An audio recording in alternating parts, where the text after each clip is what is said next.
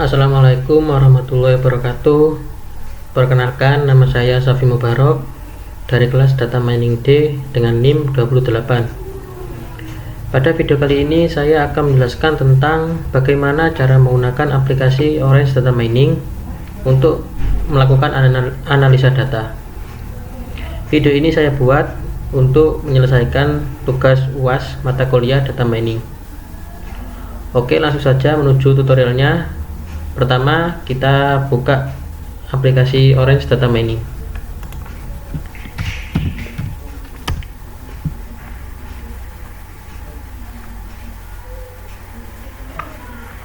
Kita klik new. Pertama, kita harus mengimport file dataset yang akan kita gunakan. Untuk linknya saya akan taruh di video atau di deskripsi video. Kita klik. Nah, kebetulan untuk filenya sudah saya gunakan sebelumnya, yaitu ini, dataset mal customer.csv, formatnya CSV. Kita tampilkan data tabelnya. Nah, ada customer ID, gender, age, annual income, dan sending score.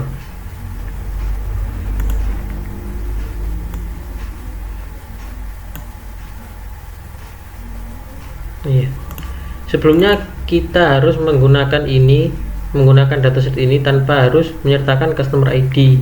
Kita harus menghapus customer ID dari dari tabel ini, dari tabel. Bagaimana caranya? Caranya kita pertama-tama kita ini select column.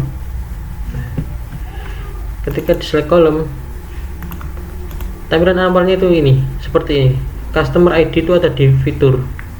Nah, untuk menghapusnya kita keluarkan customer ID dari fitur ke available variable. Kita geser. Nah, kemudian kita close.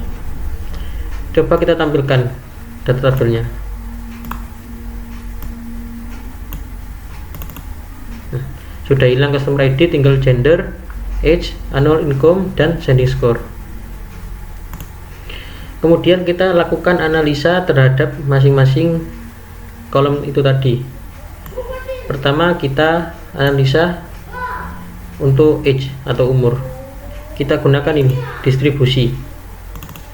Nah, di sini ada pilihan gender, age, annual income, dan spending score. Kali ini saya menggunakan ini, age. Nah, dari grafik diagram batang ini dapat kita ketahui bahwa presentase paling tinggi untuk customer berdasarkan umurnya itu antara 30 sampai 40. Bisa kita lihat nih, dari bandwidthnya kita besarkan, akan tampil seperti ini. Dapat kita ketahui dia paling tinggi kan ini 30 sampai 40. Jadi customer dengan umur 30 sampai 40 memiliki presentase tertinggi dalam dataset ini, dataset penjualan. Kemudian kita lakukan analisa yang kedua, yaitu analisa annual income atau pendapatan per tahun. Bisa kita lihat di sini, kita memakai box plot annual income.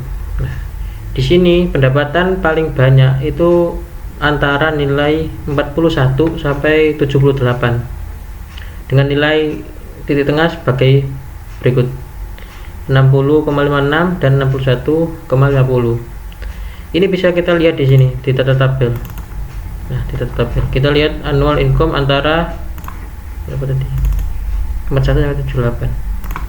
Kita lihat di sini 41 sampai 78 itu memiliki paling banyak sampai 78. Nah, kita lihat 41 berarti dimulai dari ini, mulai dari 51 sampai 7 sampai ini, sampai 160 itu didominasi nilai antara 41 sampai 78. Kemudian analisa yang kedua, kita analisa spending score. Nah, di sini 34,5 sampai 73. Itu paling mendominasi dengan nilai tengah sebagai berikut 50,20 dan 50. Kita lihat di data tabel spending score. Nilai 34 nilai 34,5 sampai 71 itu paling mendominasi. Bisa kita lihat ini spending score-nya.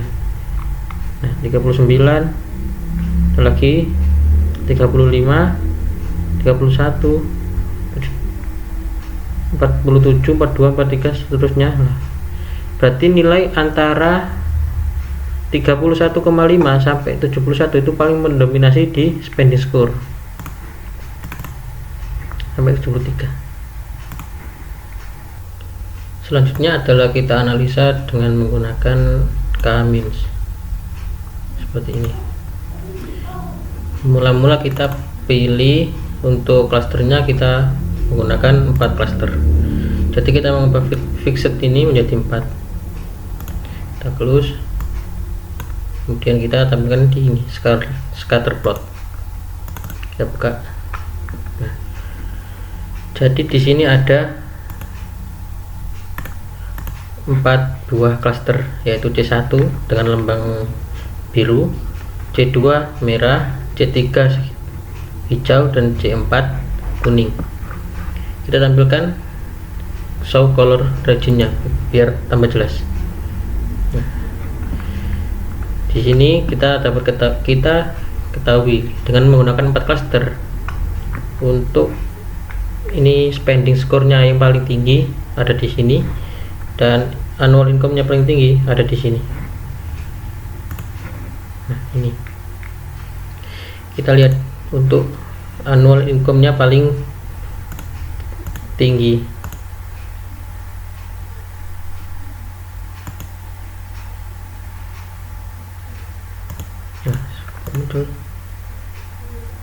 Nah, untuk annual income paling tinggi 137 itu memiliki spending score atau pengeluaran dengan skala 1 sampai 100 ada 18. Untuk ini spending score yang paling tinggi. Kita lihat spending score paling tinggi ada 99 dengan annual income atau pemasukan per tahun itu sebesar $19 dengan gender seperti itu keterangannya. Kemudian dari spending score dan annual income dipilih yang paling tinggi. Maksudnya kan kalau spending score itu paling atas. Nah, kita lihat di sini paling atas mana. Untuk annual income paling geser ke kanan paling jauh. Berarti dapat berkesimpulan yaitu bagian ini. Dengan annual income sebesar 137 dan spending score sebesar 83. Ini untuk yang memakai 4 cluster. Kalau kita pakai 5 cluster, nah di sini akan berubah lagi. Nah, jadi ada 5. Kita lihat paling tinggi tetap itu sama saja. Annual income-nya 137 tadi. Sebentar. Nah, annual income 137, spending score 83 dengan keterangan seperti itu. Ini juga itu.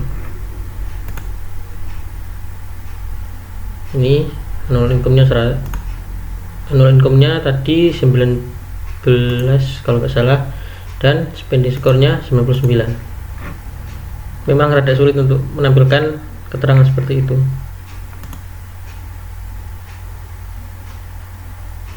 Nah, untuk ini annual income-nya 137, spending score-nya 18. Ini sama, tapi bedanya cuma kita memakai 5 cluster, jadi ada 5 bagian.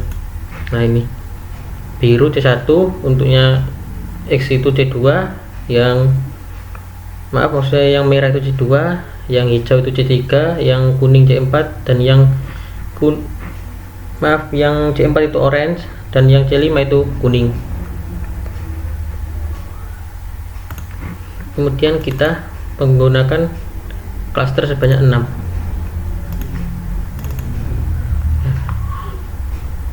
Kalau 6 itu seperti ini, jadi ada 6 klasternya.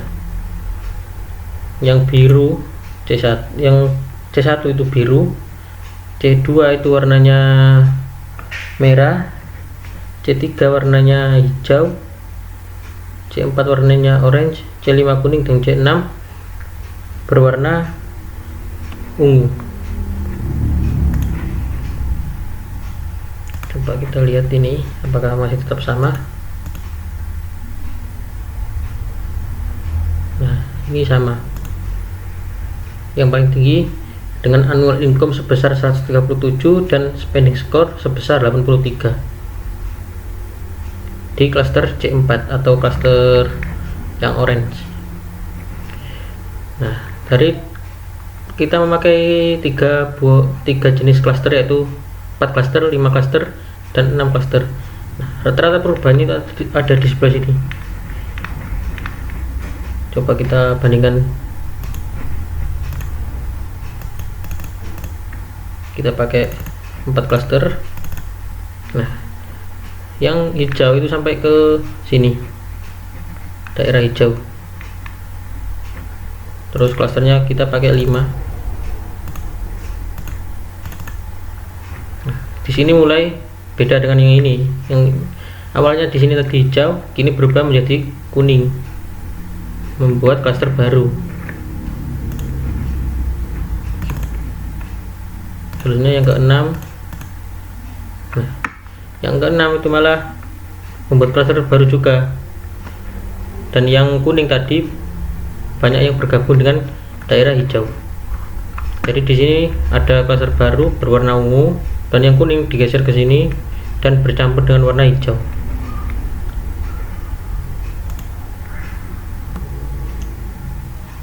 Selain tadi di scatterplot itu, selain scatterplot menampilkan berdasarkan klaster, kita juga dapat menampilkan dari segi umur atau yang lainnya. Kita coba dari segi umur. Nah, kalau segi umur kita tampilkan labelnya berupa cluster. Nah, seperti ini. Dari ini dapat kita ketahui, tadi kan kita pakai kalau nggak salah berapa cluster ini, 5 cluster. Saya coba ganti ke 6 cluster dulu.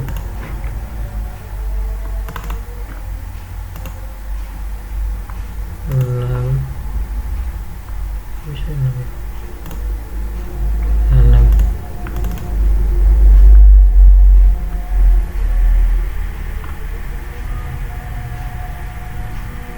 Ini kalau 6 cluster. Nah, dari sini kita dapat mengetahui kalau yang mendominasi dalam dataset ini warna hijau. Nah, rata-rata kan warna hijau, sebagian warna biru. Itu berarti yang melakukan transaksi pembelian customer di dataset ini, kalau berdasarkan umur, paling banyak itu antara 30 sampai 40 dan 40 sampai 50. Ini dibuktikan dengan banyaknya warna hijau yang mendominasi dalam tampilan clustering kami sini.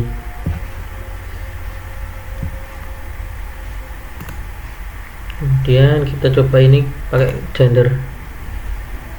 Nah, kalau pakai gender kita juga dapat mengetahui yang mendominasi antara female dan male.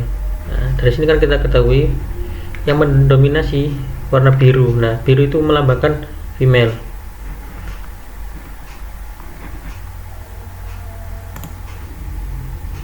Baiklah, jadi untuk kesimpulannya adalah Kamin clustering merupakan salah satu metode clustering yang mana akan mempartisi data yang ada ke dalam bentuk cluster.